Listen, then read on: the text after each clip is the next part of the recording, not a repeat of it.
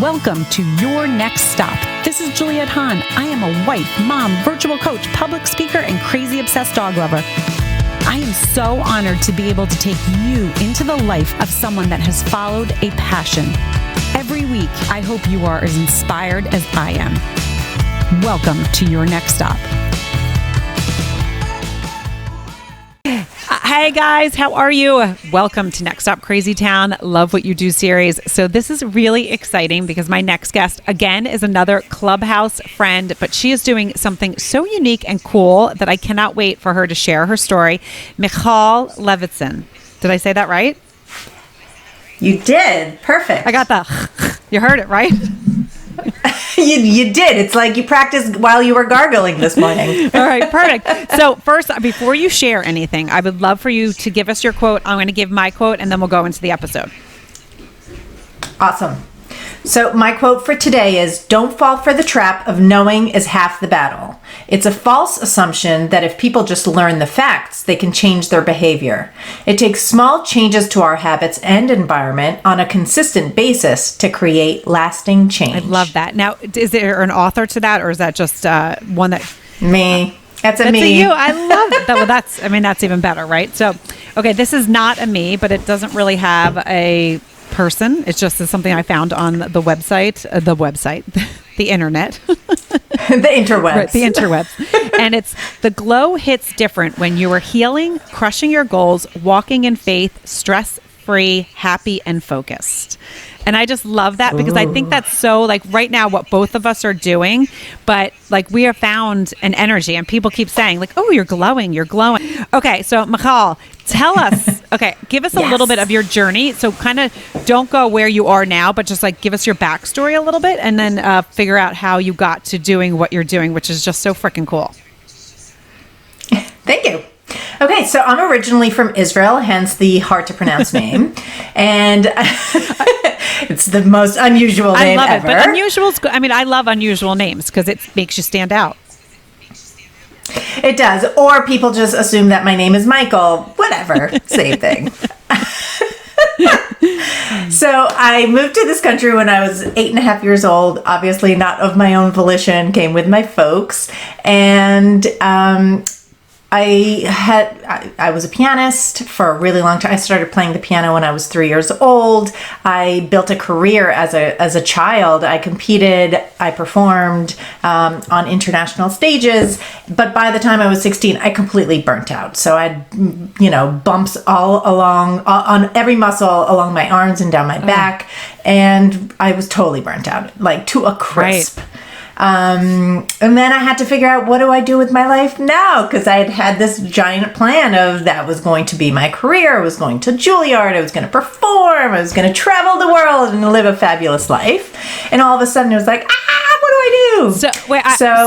So this is so interesting. And so I think it's also so relevant to our children today about how everything is thrown down their throat. So I need to stop you because I'm fascinated now because I obviously did not know about that because I love learning about when things happen. So, so you were when did you feel the spark like stop? And do you think that it affected your playing, or do you still do you feel like you still played with the passion, or when you were like in it, you feel like you were at a different level? Does that make sense? So while I was in it, it was my passion. I poured my heart and my soul into music. And I mean, the reason I burnt out was because at the age of 16, I was studying at Manhattan School of Music pre-college, as well as at Juilliard pre-college. And I was the youngest person to be allowed, as a non-senior, I was allowed to have a solo piano recital for an hour and a half, which they did not allow anyone beside a senior to really get those stages because there were too many other kids who needed them. So I was very lucky, but I only had 6 weeks to prepare. Now, the type of program that I was playing, I probably should have taken 6 months because it was really aggressive. Right. And so I was practicing 12 hours a day, and I was anemic and I got mono. And so my mom would find me like fallen off of the piano bench or like having like fainted somewhere in a room. So not great stuff. And where were your parents in that? Was this like solely driven by you? Were you like leading the reins? No. Okay, so that's No. Okay. So I was following in my mom's footsteps. My mom was on the radio by the time she was 3 years old, and she was a pianist. I mean, she also had a very similar path. She actually got her master's at Juilliard. So, I was just following along in the same kind of, and she was my teacher. And by the time I was 13, she wanted me to have a different perspective, but she always remained as my coach. But I think what I realized from that whole thing is how much we need to take intermittent breaks. And so now I teach my children how to play the piano, and they're doing it. And admittedly, like at the beginning, it was really, they did not want to at all whatsoever. We've gotten to a good point where we don't fight about it anymore. Right. And they willingly practice the piano. But what I realized from my childhood is I never took a break. I didn't take weekends off. I didn't take summers off. I didn't take any time off, basically from the time I was 3 years old until I burnt out. And I'm right now, because I was an athlete, am an athlete, so I hear what you're saying, but literally I remember friends doing piano, and I never went that route. However, like just hearing you, I can feel the passion that you had for that, but I could also feel your intenseness, right? And like that must have been really like you were sleeping like that. Just I'm starting to like feel tired for you. Yes. Exactly. It's like every breath is something to do with the music, and like, no, I can't go bowling today because God forbid I hurt my fingers right before a major competition. Everything fed into that. Right. So you had to sacrifice stuff, but you were loving it, and that's the thing. So you were loving it, and so that like sacrificing going bowling, you're like, well, I see the bigger picture, which is very cool because not a lot of kids can do that. So like you definitely, that's something innate. Right. Okay. So you at 16, you were like, I'm done. Well, not by choice. I had these plans. Like I got into Juilliard. I was going there for my undergrad. And all of a sudden, after this hour-and-a-half long recital, I literally, and by the way, the craziest thing is that during the recital, I literally wasn't even there. Like I was looking from above. Right. And at some point during like the second, half of the recital, all of a sudden I noticed that my left hand had fallen off the piano, and I was like, oh, I should put that back on. Boom. And that's it. That's really all I remember from that recital. Okay. So your body basically was like, we're done. We're done. We're done. Yes. So I went to 14 different doctors, went from Western medicine to Eastern medicine and all the way around the world, and changed my diet, changed all these things. But really, ultimately, my body just needed a break. It needed to stop. So you said your body needed to stop.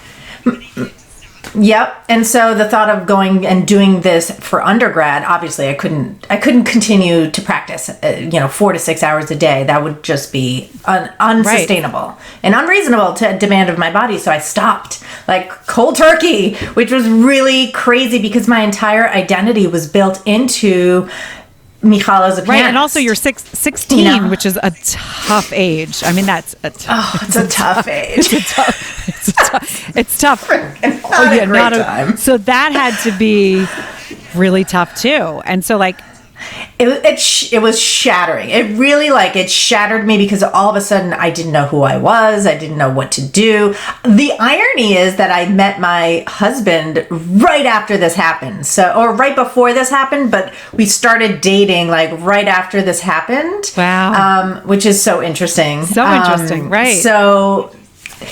So then it was figuring out, now what? What do I do with my life? And at 16, so it's not like 16. Even like you're at like 16, you're supposed to be just like, oh, I'm out, I'm having fun, I'm dating boys, I'm doing all these different things. Yes. But then to all of a sudden to be stopped in your tracks and be like, okay, now I have to so you're like now thinking you're obviously a driven person, right? I mean, you're a driven person. So at 16, you met, you're like, at 16, you're supposed to be like dating boys and having fun, not thinking about like what you're doing for the rest of your life. Right. But at 16, because you had that drivenness, you were like, okay, what am I going to do with the rest of my life? So take us from there. Okay. So luckily, obviously I was driven not only in piano, I also did very well in school. So I was able to all of a sudden shift and figure out like, okay, so now I'm going to apply to some liberal arts colleges and figure out, from there. So I ended up at a liberal arts college. And then it was literally, for me, I guess it was one, I decided to just, in terms of studying, just to take stuff that interested me. And then in terms of figuring out my life, I did a process of elimination. So each semester and every summer, I interned at a different place to figure out like, what do I like to do? Or what do I not like to do? So cool. So I interned at because I had no clue. And I thought maybe like something in the marketing arena because it sounded like something that would be interesting to me. So I interned at a radio station. I interned for The Late Show with David Letterman. I interned doing events and sports, all sorts of sports tournaments. So in that way, I kind of started to figure out like, where am I going with my life? What am I doing? Right. Which is cool. I mean, but it's also like, again, like perspective of like you're 16, but the fact that you had this, what you thought the rest of life was going to be, and then you had to pivot. And so you also obviously also have a very good mindset, because some people that would have taken completely out, right? Not saying that you didn't have a hard time, but some people would have really, it could have been the end of them. So the fact that you were able to pivot. Now, were your parents supportive in this? Like, so supportive. And I'm the luckiest because they didn't have all of the money in the world, but they had love and support for all of us. So, and for them, it was so foreign. Like, here I go to college and I'm taking all these crazy courses that they're like, you're studying what? Right. I ended up majoring in African American history and theater. I mean, two very disparate, majors. So cool though. Yeah. But I think the support is a really, like, I think it also helps people. Like, yes, people can do it without support, but the fact that you had that backing of your parents, and I'm sure it was hard for them to see you go through all of this, because it was also like what your mom went through, and she was like, okay, this is like a little bit of a death to her, right? It's like, this is what I expected for my child. It's not going to happen. She had to pivot too. So that's tough. Yeah. Okay. So you, it is. Yeah. So you graduate college, and then take us a little bit through there. You did all these internships. Yes. Yeah. So then I ended up really going in the marketing route. So I worked at Ogilvy doing advertising, realizing like, oh, wow, I really don't like this. And then went in-house at a nonprofit. So I became the development director at the Coalition for the Homeless, raising millions of dollars a year to help homeless New Yorkers. And in there I had another burnout, because then by that point I'd been going literally nonstop, because from freshman year of college all the way to here, I'd been working, trying to figure out what am I going to do with my life. I never really took enough breaks to give myself kind of like that breathing space and that room to grow and develop. And it's funny, I'm just going to give you a really funny anecdote for why I think breaks are so important now. When I was, from 3 to 16, when I was practicing the piano all the time and learning new music and all this stuff, I didn't give myself the rest to let my brain kind of process things. So whereas other kids my age, or that I was competing with, could sight read on a dime. Like they could open any piece of music and sit there and play. I struggled with that. I couldn't do it. Like that was something and my mom could do it. I couldn't do it. And now it's funny because I took time off. I took like 5-6 years before I really like went back to the piano in any way, shape, or form. And all of a sudden, my brain had gotten the opportunity to really process things. And now I can open any music book and sit and play. I can look at them, that's amazing. Bam. And now when you go back and play, do you get this like feeling of just like, is that your happy place?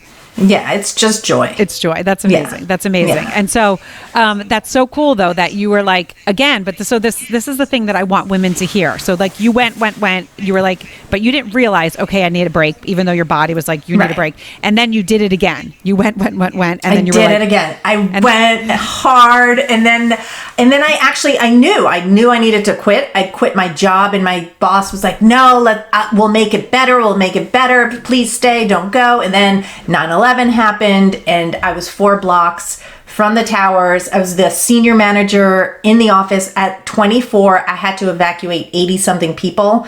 Oh my gosh. Which was like, wait, what? Right. And then as soon as we were able to, and we were on the opposite, so once they started opening up like the streets, so funny, we were on the north side of Chambers, so we were able to go back into the office, whereas the south side of Chambers was still like off limits. That's so crazy. So I lived in New York. It's crazy. In New York City at the time of 9/11 as well, but my office was in Soho, and I lived on Christopher and Bleecker, so I wasn't totally as downtown, but that's also like for a young mind for you to have to do that. That's like another, but obviously, I mean, again, you're like you're a special person because not everyone can handle what you handled from 3 to 16, right? Like there's a lot of people, right? Even if they had built a lot of resilience there. Well, you know what? It's funny because I was just talking to my son and his friend, they're basketball players, and I was saying there's such a thing of talent and then drive. Talent is something that you can't, if you have talent, you have talent. But again, right. Drive is the same thing. If you have drive, like someone can be less talented, a lot less talented, but have that drive and be a better basketball player. So it's correct. So very interesting, and in anything in life, right? So that is something that you obviously were blessed with. You were blessed with the drivenness, and obviously you were very intelligent that you were able to kind of handle all those things. But at 24, and that's like another thing that you're like, oh wow, okay, right. 16, I had this huge thing happen to me. Now at 24, I'm having another big thing happen to me. Okay, so So then I was like, okay, I need to get out of here. So I did stay at the job. I stayed for as long, and then, I stayed for another 5-6 months. And then I said, okay, I'm done. I'm so burnt out. I'm like toast. Right. So I'm like, I can't do anything else for anyone else. Right. So I stepped back and I took some time and started a business that had nothing to do with anything I'd ever done before. I started a jewelry and accessories business where my husband's grandmother had given me this like garbage bag full of leather scraps from her factory. And I started making handbags. And that was it felt like it was just for me. It grew into an actual business where I was in like 60 stores in the US and also in Europe and Israel. So it grew into a legit business, but so it felt like I did it for me. It was like I needed to be insular. I needed to do something that was creative and fueled by passion. And so I did that for a few years before I went back into consulting and doing, being with people again. Right. But I also, which I did. Yeah. And I love that exactly what you just said, the passion, and that fueled you, because that is like the creativeness is what I find when I'm in creative mode. And I talk about this often. Like when I was a kid, I was the athlete. I was a terrible drawer. I was not the artsy person. People would make that very clear. And I don't know if it was a teacher at some point, like, oh, you should not be drawing. Aww. Yeah, I know. Like, you should not be drawing. You suck at this. And I remember, like, I guess that's terrible. So terrible. So I was the athlete. So I never thought of myself as creative. Like, really, not ever. Like, and even when my kids were little, I hated crafts. Like, I was like, ugh. But I just don't like crafts. So in my head, I thought, oh, that means I'm not creative. And then as I got older and as I create things, as I did my podcast and all these different things in this workshop that I'm creating, I'm like, oh my God, I'm so creative. And I can't believe that, like, all those years. And it was never like a negative thing but it was a label that I put on myself. Oh no, I don't do that. I'm not creative. And so even when my kids were little in school and they would ask me, oh mom, we have to do this art project, I'd be like, yeah, do that yourself. I suck at that, and that. And it was like something that was right. It's such a limiting belief that is untrue because we're all creative. Yes. It doesn't, we're creative because we're creative beings. I mean, we literally create things. Exactly. And that's what's so cool. In whatever industry, in whatever way, whether you're a writer, whether you're great at arts and crafts. And by the way, my mom's high school teacher, her art teacher, thought that she was the worst student she'd ever had in her entire life. Fast forward, my mom in her 30s discovered a talent that had been hidden in her teenage years, and she is an incredible artist. Like, that's so cool. Painter, sculptor, beyond belief. So, you know, there are also latent things and talents that bubble up when given an opportunity later in life. Right. So that's right. So that's so true. So I love that you did that, but you tapped and you realized, okay, I needed a creative outlet, and you weren't doing your pianist stuff. So this is like you were like, I'm going to create something, and that was giving you the passion. Yep. So you went there, and then you started going back to the consulting. And then I went back into consulting, and I started a company basically helping creating events. So whether it was the branding, the design, the production, I would come up with these out of the box, great, fun, crazy event ideas, and I would execute on them. So I did that cool. for a long time. So that was a great mix of my kind of like analytical brain and numbers brain, and all the creativity that I have, you know, from everything in my life, you know, from my mom being an artist, from being a pianist, from being a creative. So it really encapsulated kind of the two sides of my brain, which was great. Because so great. I'm built that way. Right. And then I had kids. And then all of a sudden, I had a new creative outlet because I felt like nobody was kind of doing parenting in a style that made sense for me. So I'm not a helicopter parent, I'm not a tiger mom, I'm not like all these things that were, you know, it when I started having kids. And I'm like, okay, well, like, where's my voice? Where's my parenting style out in the blogosphere? And it didn't exist. So I created a blog, and I started blogging a blog called Bump to Bean. And I started just blogging about parenting and all sorts of the various, you know, things that came up. But it quickly really got narrowed down into building a family through food and how to develop a passion for food in your kids, because that's what I was doing with mine. So, I mean, when I found out I was pregnant with my first, the conversation my husband and I had was like, what is the most important thing? And it was like, food! Like, this kid needs to be able to go to restaurants and sit there for 2 hours with us, right. Like, without devices, and to enjoy the food and to be able to taste things. And so that was our kind of MO, and that turned into a business because I ended up working with thousands of families, helping them build their families through food and develop, nurture relationships and create bonds in the kitchen when cooking together and over a shared meal, and, you know, doing activities that had food kind of integrated into them. And so it literally turned into this season moments, and I was giving cooking workshops, and I wrote a couple cookbooks. And then a few years ago, I realized that what I was doing with families was sorely lacking in the corporate world. And so I realized, like, oh my God, what I'm doing in terms of creating bonds and relationships and really creating cohesive teams is what we need in the workforce, because the engagement rates are super low. Retention rates are ridiculous. You know, millennials especially tend to stay at a job for 8 months. So like the HR cycle spins out of control. It's 24/7 looking for new talent, which is a waste of time, a waste of money, a waste of resources, because not only do you have to look for the talent, you then need to onboard them, and you need to integrate them, and you have to hope that they stay. Right. And so I realized that I had this like amazing solution that doesn't require offsites or after hours or these, you know, team building activities that cost companies billions of dollars each year with a really low return on the investment. But I could talk to them about lunch, which is like this perfect networking opportunity built into the day that if you give a directive from the leadership to say like, okay, like, you're going to take your lunch, you're going to take 20, 30 minutes, an hour, whatever it is. You're going to step away from your desk. You're going to sit at a table and actually have food with another human. And don't talk about work. Right. So you know what I love, and I'm sure you realize this, but this also ties into taking a break.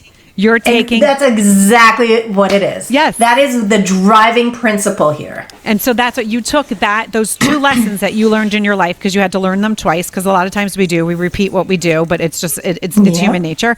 And then you found it. And I love that your kids kind of sparked this, right? Like that's like the next chapter. And I think it's so important for us moms to hear. And I have had so many guests, and we say we don't have to do it all. And I think there's so many times that we, women, there's certain times as grow, like when I know when my kids were young, it was the time where it's like you can work and be a mom. And I remember really struggling with that because I always just wanted to stay home with my kids, and I was fortunate enough that I was able to.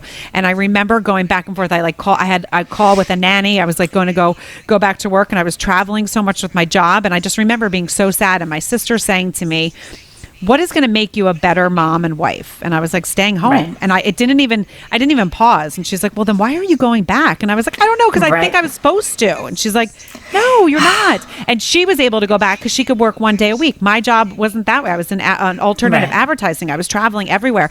So I think that's so important. And I remember when I was like, you're right. And my husband was like, I will support you whatever you want. Like, I will be happy. I'm there both ways. And then when I decided to stay home, he's like, I'm really happy because I think this is like one thing that I loved about you. Like, you love kids, you love being with kids, you love getting down and dirty, and and I just can't wait to see you do this and being the person there. So it was a really nice moment.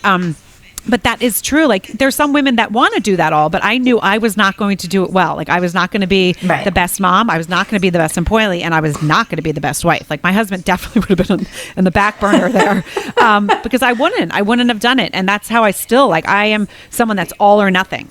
And I know that about myself. So I need to be careful what I'm doing. If I'm doing too many things, I spin out of control. So I have to really focus down. So I love that you took a lesson that you had from, your two different times in your life, and then you had children, and then you created this amazing experience for people. So give us tell us where people can find you, and then also, give us like some of your favorite experiences that you had, and a little bit more about the business and, where it's going and where you see it. But let people know where they can find you on the socials.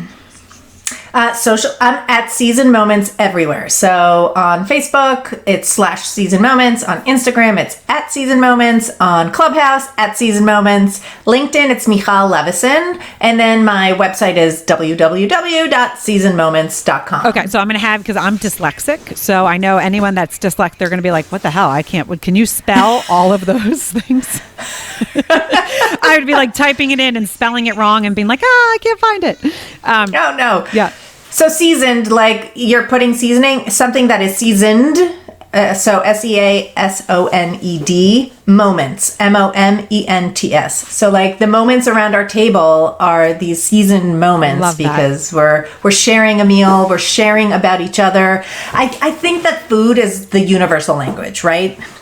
And I find that it is the opening to conversation. It is the bridge across all the divides. And I firmly believe that if we can break bread together, share a meal, we can really start to tackle problems, because there is a very basic human psychology where when you share a meal with someone, you literally are trusting that the food that you're eating is not going to kill you. And so there's this very visceral trust that is formed that is hard to replicate in other scenarios. So when you share a meal, you're building a level of trust that you can then build on.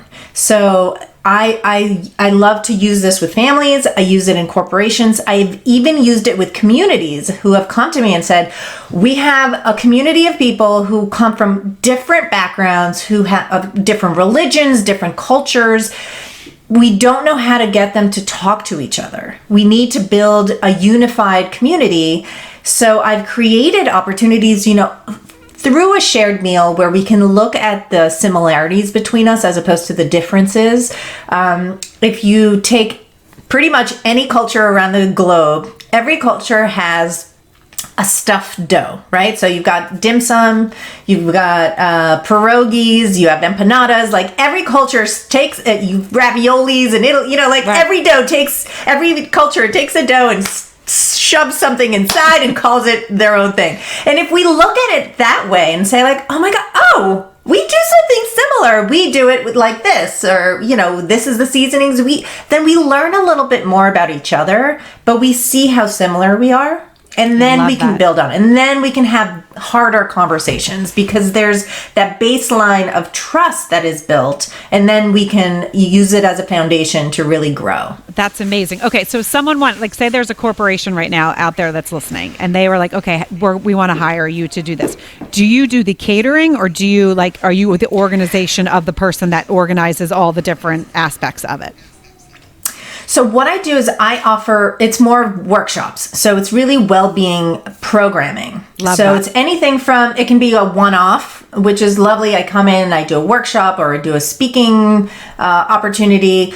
But I'm now also introducing almost like a subscription series where you can have a monthly, once a month, I do a live workshop. It can be in person or on, virtual. And it's a live interactive workshop where we cover different topics of how to build trust, how to boost productivity, connection, collaboration, networking, engagement, retention, all of these things that help build a unified, engaged workplace culture. I love so that. There's that, and it can be as frequent as once a week. I have different packages with, accountability groups and all the things that go together. So for anyone who's looking to build a culture that really is more robust, more resilient, and ultimately more productive, I've got some solutions out there for you. Oh my gosh, I love that. So, Michal, I did it again so well. I'm so good at that. Thank you so much for coming in and sharing your story. And I mean, fascinating. You fascinate me. I love every episode of that I interview people. It's just it's so many different aspects of the world and cultures and things that people bring in to find their passion and then to execute it. And that's what this series, Love What You Do series, is all about. It's just tapping into things that you're good at, but not just sitting on it, right? Taking it and going. Right. And you obviously are someone that's like, okay, I have this idea, I'm running with it. And then as it goes, but that's what I want people to do. That's what my workshop that I'm creating right now, I'm going to help them do that because it really does make for a happier life. I mean, yes. Period. I'm with you. Yes. I think that what you're doing is so fabulous. One, elevating these stories, and two, helping other people chase their passion and really take it from passion to goal to reality. I think what you're doing is amazing. Thank you. Well, thank you again for joining. And guys, if you like what you hear, please subscribe, share, rate the podcast. That's how it gets out here. And we will see you next week with another Love What You Do series, woman that is inspiring and lighting the world on fire. So thank you again so much for joining us. Thank you. Have a great one. I hope you liked this episode of Your Next Stop. Please subscribe to my channel, share with your friends, and join in each week.